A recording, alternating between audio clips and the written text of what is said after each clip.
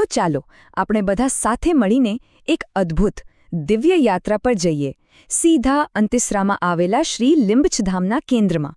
ખબર છે, આ એક એવી જગ્યા છે જ્યાં શ્રદ્ધા સાચે જ જીવંત થઈ જાય છે અને ભક્તિનો સાચો અનુભવ થાય છે. અને જુઓ, આ એક એવો દિવ્ય અને અનોખો અનુભવ છે જેના સાક્ષી બનવાનો મોકો આપણને મળી રહ્યો છે.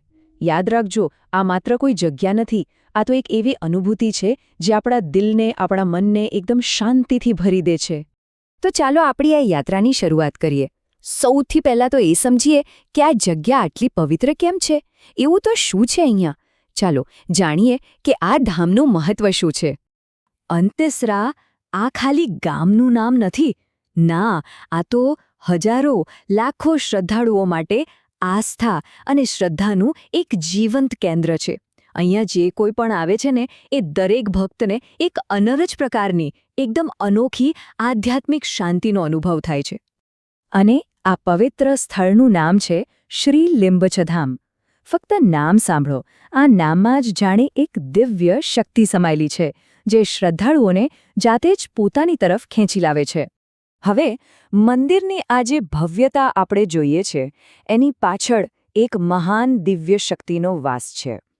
તો હવે એ જાણવાનો સમય આવી ગયો છે કે કોની ઉપસ્થિતિ આ ધામને આટલું બધું પવિત્ર અને ચમત્કારિક બનાવે છે. ચાલો જોઈએ. એક સવાલ થાય, બરાબર ને, કે આ પવિત્ર ધામમાં આખરે કોણ બિરાજે છે?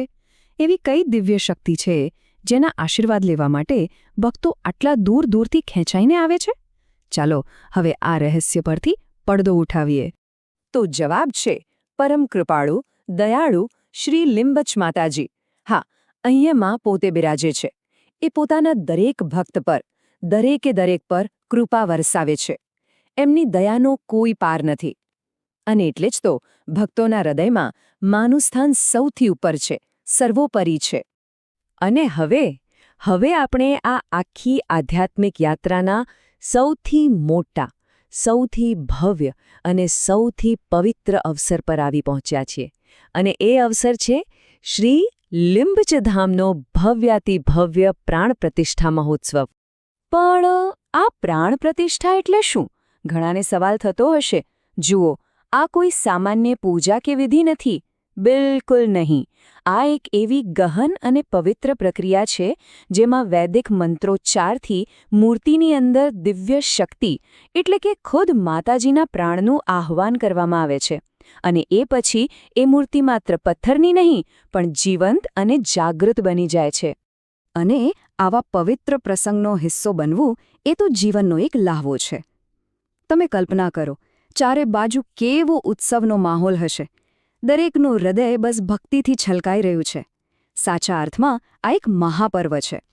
તો આપણી આ દિવ્ય યાત્રાના અંતમાં ચાલો આપણે સૌ સાથે મળીને માતાજીના ચરણોમાં વંદન કરીએ અને એમના આશીર્વાદ લઈએ. બોલો જય લિંબચ મા. માતાજીની કૃપા, આ ધામની પવિત્રતા અને અહીંની શાંતિ હંમેશા આપણી સૌની સાથે રહે.